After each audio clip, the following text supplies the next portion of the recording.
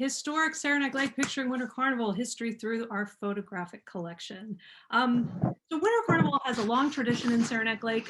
Each winter, the village of Saranac Lake holds what is one of the oldest winter carnivals in the eastern United States.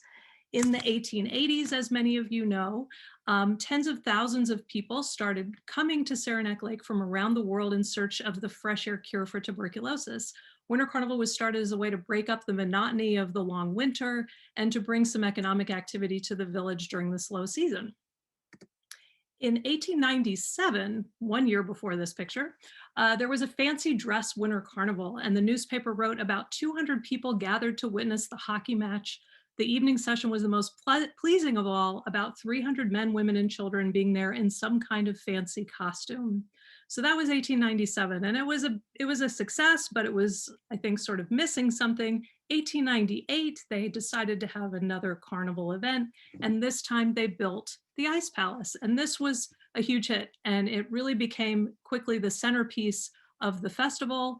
And this carnival in 1898 was, a greatly expanded version. There were thousands of people that came to watch the parades and the public events, and the festivities. So this first Ice Palace was not lit by electricity. That wasn't possible yet. I suppose in the evening they may have used candles or something, which would have been really beautiful. I don't have any pictures of that. But the Ice Palace was lit with electric lights the following year. And then they had a storming of the Ice Palace by fireworks, and that's become a great tradition as well. So I want to show you just some beautiful pictures of some of the early ice palaces. Here's one ice palace from 1901, and you can see just how small the ice blocks are. It's kind of hard to tell the scale with this picture, but they were much smaller. What's going on right now? So Ice Palace of 1901, now in the early years, they were only built every other year. The ice palaces were quite expensive to build, obviously took a lot of time and effort. And so they alternated the years.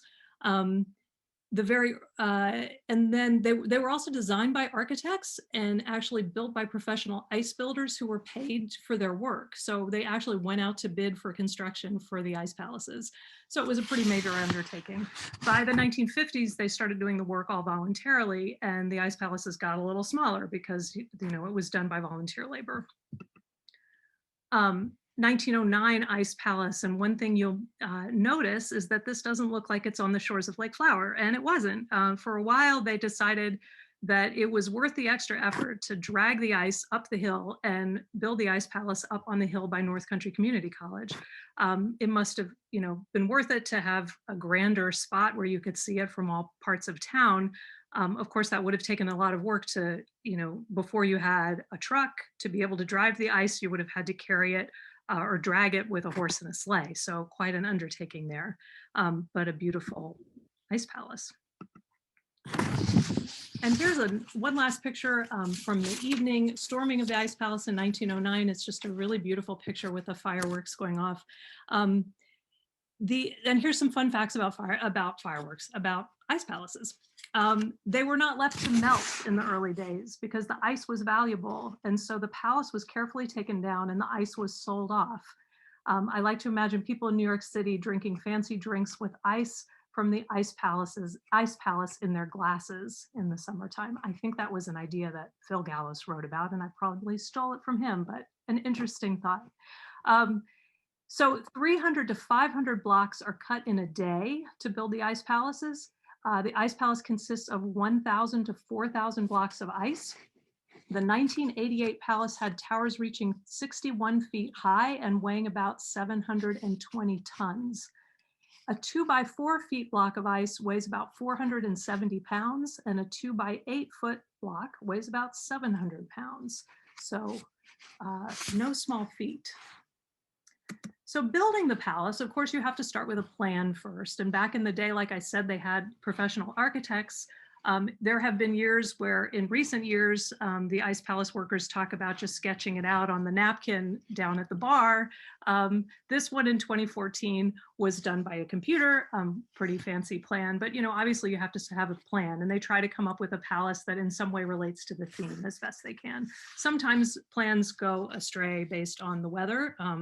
You obviously need ice to build the Ice Palace, but it's amazingly so far, Saranac Lake has managed to pull one off pretty much every year in recent times. Cutting the ice is obviously one of the first things you have to do.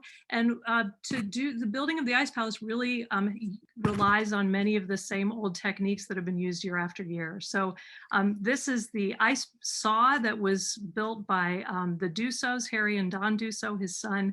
It's probably about 80 years old now. There've been a couple versions of these. But this is the device that they use to cut the ice, and it cuts about 11.5 inches down. So you don't start using this until you've got at least 12 inches of ice.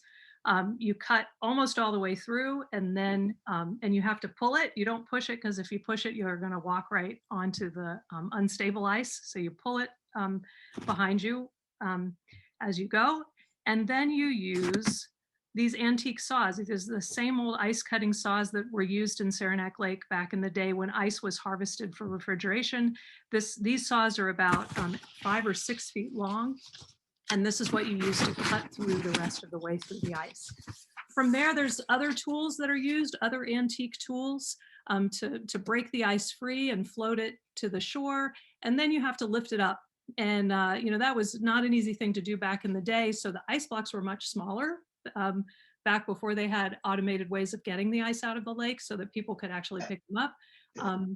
For a while, they used this interesting contraption on the left here. This is Charlie Keogh, I think, with this device that was a conveyor belt that would move the ice from the ground floor to the top. And then we started using the power equipment that made it possible to really lift much bigger blocks out of the ice onto the walls. And this is my last picture about building the Ice Palace, and I really like this one. I like to show this one to 5th graders and talk about all the different people that are working together in this picture. You have people that are doing all the different tasks that go into building an ice palace, and it really sort of shows you what a communal effort it is. It's a community. Ice palace building is community building, and the people that are in this picture are developing friendships that really, go with them through the rest of the year and make for a stronger community. So there's a real social function to the Ice Palace and Winter Carnival. The other big, when we think of Winter Carnival, we think of the parade, and there's always a big parade. Everybody loves a good winter parade, and Saranac Lake has some really fun ones. We're really missing our parade this year. It's the time when we definitely have a lot of fun at historic Saranac Lake in the parade. So we can think back to the beautiful historic parades that happened. There's some gorgeous pictures from 1915. The parade was huge that year leading up to World War I. You can see how town is decorated, this really impressive float, and I love the picture, the photo in the front. You can see the horse, and you can see the horse's breath. And here's this picture that's over 100 years old, and you can see the horse's breath in the picture. I just think that's beautiful. The children's parade has always been a part of Carnival, or often a part of Carnival, and they had it back in 1909, and you can see that it was quite a serious affair. The babies are in their dressed up float, and their dog is getting ready to pull the float. Hopefully that dog is better behaved than my dog, because that would be a dangerous child's parade. But so that we have the Ice Palace, we have the parade, and then there's lots and lots of events and competitions that go with Carnival, and they change from year to year. But the historic images are always interesting, because you're always discovering some other new and wacky thing that people did back in the day. This was, I think, called fancy ice skating. I always get the term wrong. Where'd I go? Fancy dress skating. So the kids are dressed in costumes, and you can see they have on ice skates, and they're having fun down there at the Ice Palace at night. 1899, so an amazing palace behind them. I love that picture. A lot of the events and competitions happened at Pontiac Bay, and believe it or not, if you're familiar with Saranac Lake, this is the location more or less of where the Ice Palace is today. So there was a grandstand there where international speed skating races happened before crowds of up to 5,000 spectators. So we have lots of photos relating to Carnival of events that are going on there. There was a separate ice hockey rink and a curling rink there.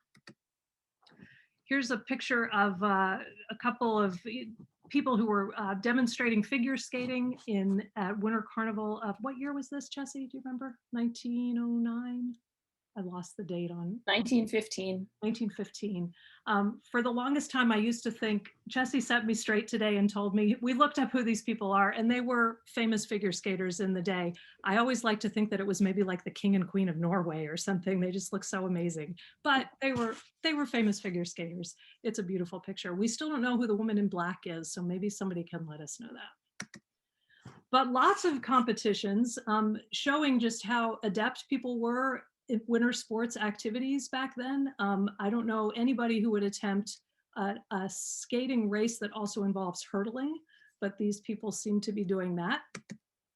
And you can't talk about ice skating or speed skating in Saranac Lake without talking about Ed Lamey. He's the man in the lighter suit there on the left. Ed Lamey was really Saranac Lake's most famous and impressive athletic figure. He was broke all amateur speed skating records from 1908 to 1910. He was just this incredible athlete. And you can't talk about Ed Lamey without talking about barrel jumping. So this is one of the most exciting events of Winter Carnival. People love to watch Ed Lamey barrel jump. He was had this phenomenal ability to skate fast and take off and stay in the air. And he was recognized in Ripley's Believe It or Not for making a 14 barrel jump, which was a distance of 27 feet, 8 inches. So you can imagine just how long that would be staying in the air going that far.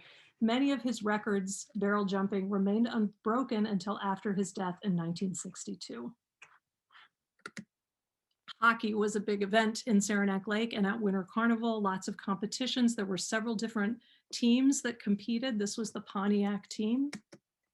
Ice racing was an event that was very popular, and there was a lot of betting that was done on these races. And there was a circuit that would go through the North Country where they would have these races and people would bet on it, but it was often a part of Carnival.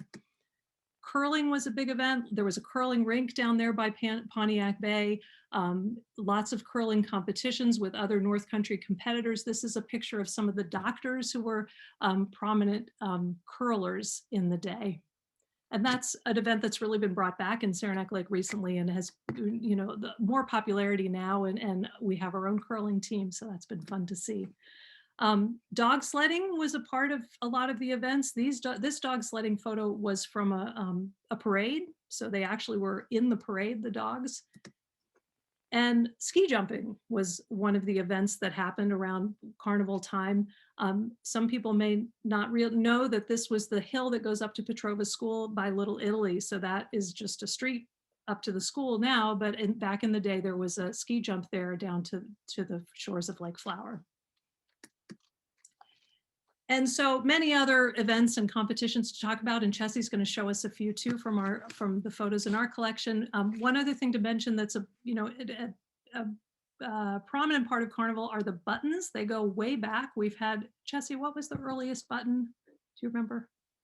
The one I heard about most recently was 1907. I think that's the earliest one that I've seen. There were ribbons and things in other years, but as far as pins, 1907 is the earliest one I've seen. And I literally just saw it yesterday. So we're learning new stuff every day.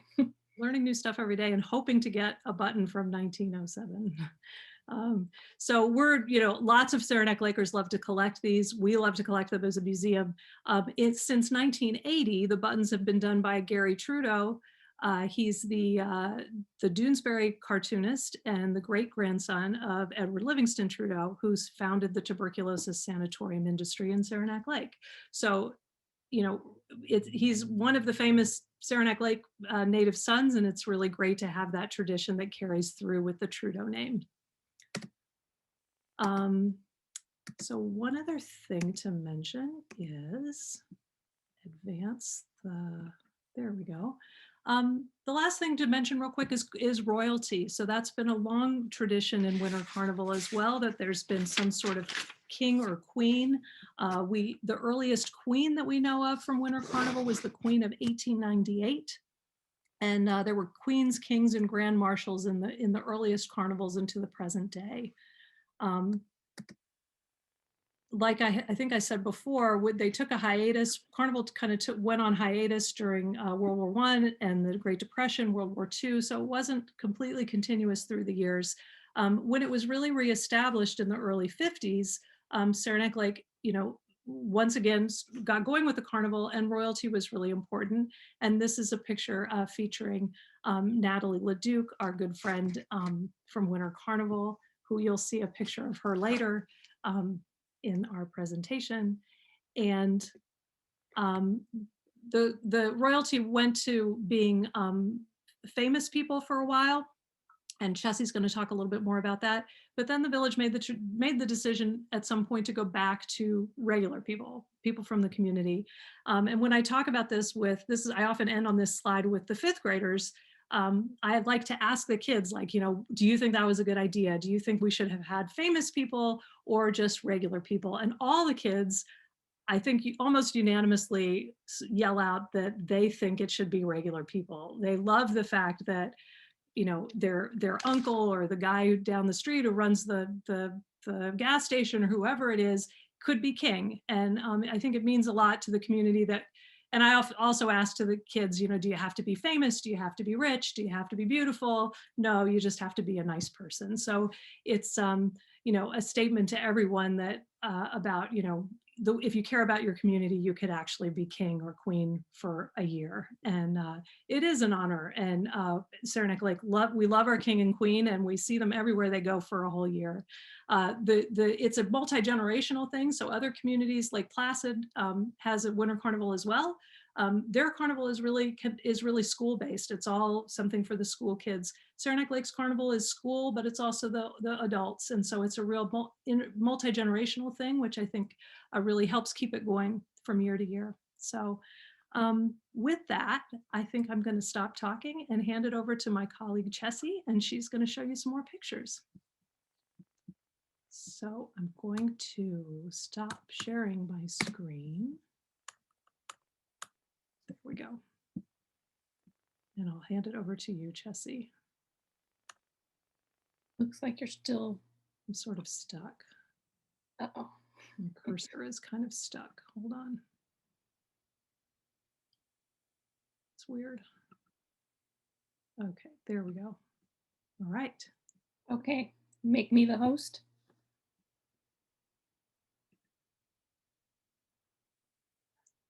Make host, you're the host.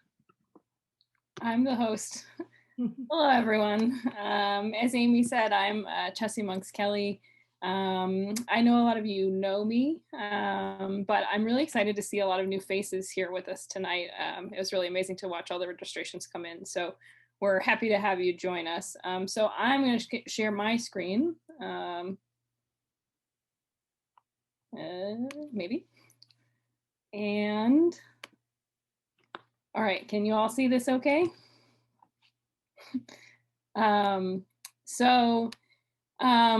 Among many other things, as Amy mentioned, I manage the collections here at Historic Saranac Lake. And I'm about 6 months into a 2-year project to, my prompt went away, catalog approximately 2,000 of our photographs and postcards. This project's funded by a grant from the Institute of Museum and Library Services, and it sets us up to allow researchers to search our catalog online and eventually do cool projects to digitize those images as well. In the course of this project, I've found, perhaps unsurprisingly, that Winter Carnival is a common theme throughout images of life in Saranac Lake. Whether it's a photo album kept by a TB patient or a house cleaner or a local family, or even a postcard sent home, Winter Carnival has touched generations of Saranac Lakers. These images are striking, and almost all the images that you're going to see tonight have never been shared online before, so you guys are getting a sneak peek. I'm going to share a few of my favorites going decade by decade through Winter Carnival history and share some fun facts about them as well. As Amy said, if you have questions or anything, please feel free to use the chat box and we'll give some time to talk about them at the end. One second. Oh, now my cursor's frozen. Hold on. Okay. So,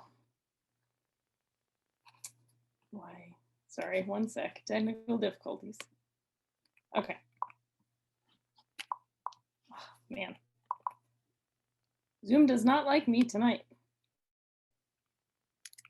Let me start over.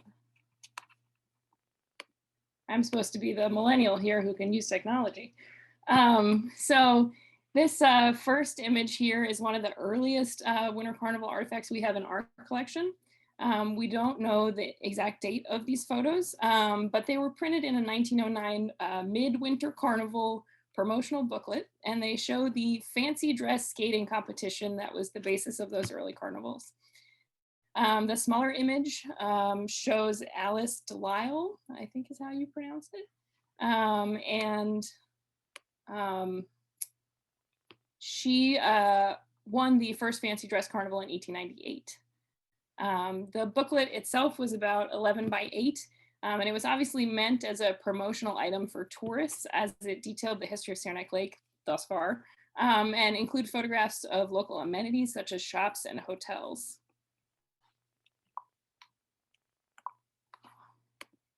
Okay.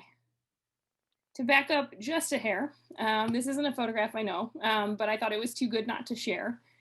This tiny leather-bound program, and I have it here with me, I'll show you, was given out as a souvenir at the 1901 Carnival and details the schedule for the week.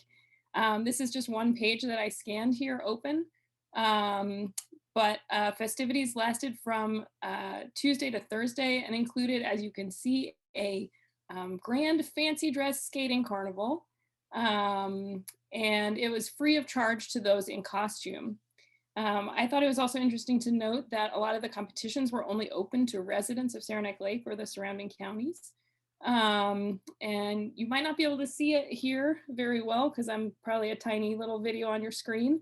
But this booklet is only 2.5 by 3.5 inches. So pocket sized for your tourists. In the early years of Carnival, everybody got into the decorating game downtown. You can see here in this photograph, it is an ice model of the Brooklyn Bridge. And it's outside of Dr. Edward R. Baldwin's house on Church Street, sometime in the early 1900s. I've seen many ice sculptures and other decorations in front of houses in town for Carnival throughout the years, even into the 1980s. When a model of E.T., the extraterrestrial, showed up for a visit in someone's front yard for Carnival. And I want to get a little behind the scenes look right here. I think this photo is very cool because it shows, you'll notice as we go through these float images, a lot of the floats are horse-drawn sleds and sleighs. So this image shows what is a snow roller. They were used to compact the snow on the streets so that horses and sleighs could safely navigate. And you'll also notice in the background our cute little home at the Saranac Laboratory in its early days. This photo was taken from the same album of Baldwin family photographs that show the family's life at home in Saranac Lake throughout generations. And we have hundreds of images from the Baldwin family, and they're being cataloged as part of this project as well. As Amy mentioned, in the early years of Carnival, much of the activity centered around winter sports and the competitions at the Pontiac Club. The grandstands set up along the bay allowed spectators to bundle up and watch all the festivities. And it's amazing to see the detail in the faces of the crowds in these photos. We've even spotted some familiar faces out braving the cold. And this photograph is from the 1911 Carnival, which included the National Outdoor Amateur Skating Competition, a mouthful, along with a hockey match and a fancy dress competition. Let's see. I learned a new word courtesy of this photo, and I'm just going to guess on the pronunciation here, but in 1914, there was no carnival as we think of it, but the Pontiac Club hosted a skating gymkhana in its stead. You can see how that's spelled in the bottom corner. Gymkhana is typically a place where competitions of skill are held, and it's originally based on a term from India. So now we all know a new word. You can share it with your friends. The 1914 Gymkhana included skating competitions such as barrel jumping and speed skating, but it also included some unusual competitions such as this women's barrel race. Here we have a great example of one of the horse-drawn floats. Just like today, everyone got in on the float making action for Carnival. This lovely float boat is filled with teachers from Saranac Lake High School in 1915. Let's see. And speaking of getting in on the action, we've shared this photo before online. I think it's so great. But thanks to this IMLS cataloging project, I just discovered that the man standing in the patterned dress on the float is Dr. Francis Berger Trudeau. So just as today, you see local, celebrities and government officials, et cetera, getting in on the fun. Back then they did as well. I think this float's so great because I'm glad you enjoyed it, Amy. I think this float's so great because it features this health gun you can see in the middle of the float. And it was used to defeat the children attacking the float. And the children were labeled up, dressed up as smallpox, TB, diphtheria, and typhoid fever that we can see anyway. And many of the floats throughout the years focused on fighting TB and promoting public health in general. One issue with our image cataloging project is that photographs are often not labeled with a date. Amy knows that I feel very strongly about this, but if I have one request for all of you as an archivist, please date your photographs. That's all I ask. But anyway, this image cataloging project has allowed us to use context from other photographs to give likely dates to unidentified photos. So we're now fairly certain that this is the 1915 Ice Palace, which was beautifully lit at night with electric lights. And ice sculpting was not just for the palace, of course. This carved ice pyramid was placed in the center of the intersection of Broadway and Main Street for the 1920 Carnival. This photo is hand-colored, and it shows the Berkeley House before the first fire that nearly destroyed it just 5 years later. The hotel was significantly altered after that fire, so I know a lot of you probably remember it, before it burned down again. But this was what it looked like in its early days. And Winter Carnival parades of the past also featured zany homemade costumes, just like today. These patriotic folks are waiting for the parade, likely around 1924. And types of cars and clothing styles as well help us date photos. But in this case, the license plate that says 1924 is a great help. In 1924, the parade had 80 floats in it. And I think we've all taken a version of this photo at the palace at some point. This photo also didn't have a date, but the Ice Palace featured in it matches the one that accompanied the previous photo. So it's likely also around 1924. The palace certainly seems less ornate than the previous years, which leads me to the years without carnivals. In 1927, there were speed skating championships, but in the 8 years following, there were no festivities. The Great Depression likely explains those lack of carnivals in the 1930s. And then of course, World War II would also have had an impact.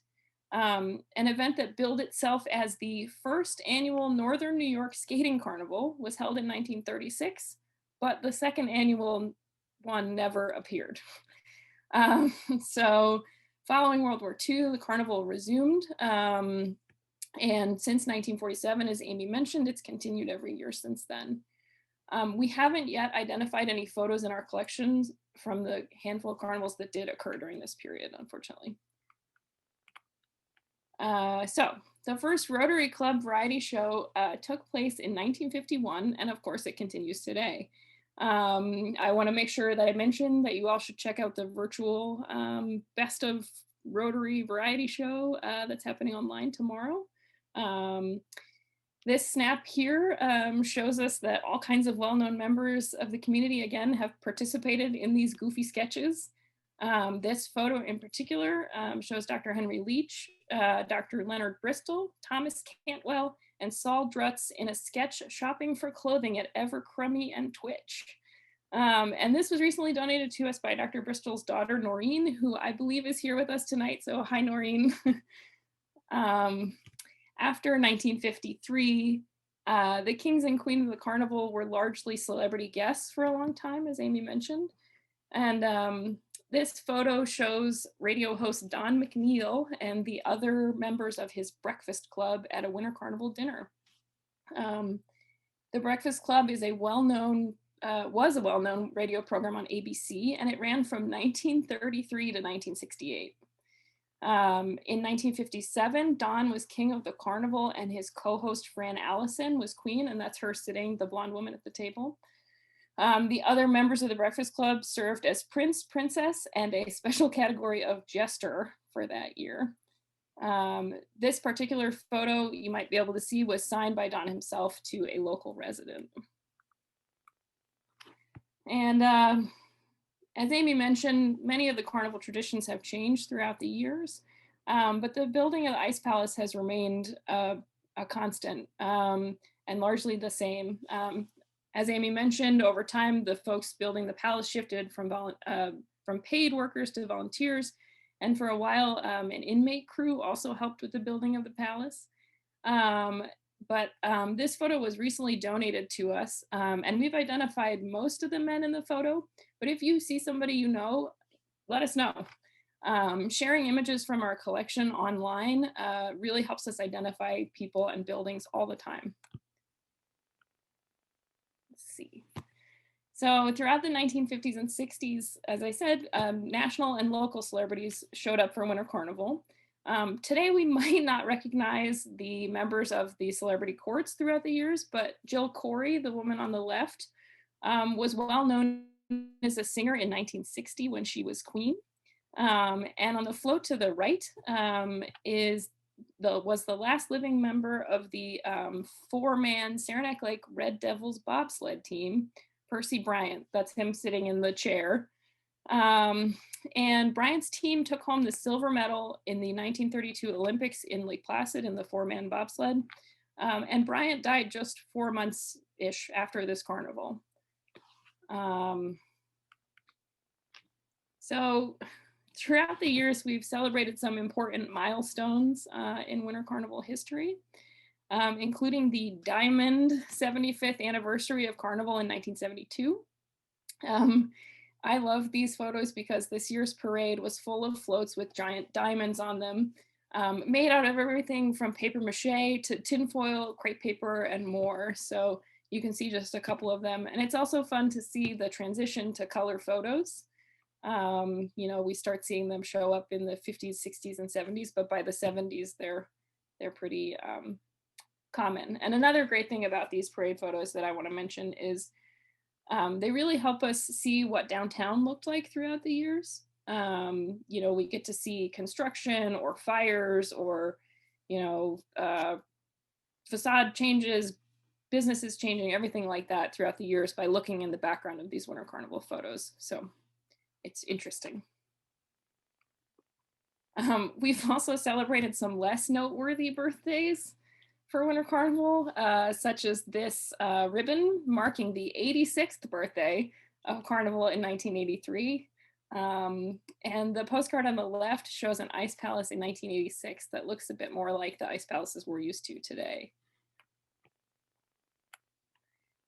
And I want to include these photos for fun.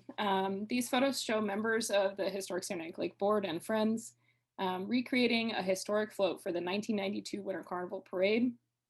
That year's theme was Saranac Lake's first century, as 1992 marked the 100-year anniversary of the incorporation of the village. And there was also a community photo featuring hundreds of locals standing in front of the Ice Palace that was taken as part of this carnival and the centennial celebrations.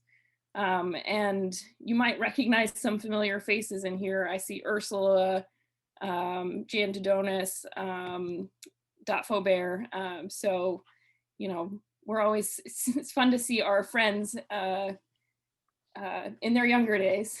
Mary Hotelling too. Oh, yep. She's got that.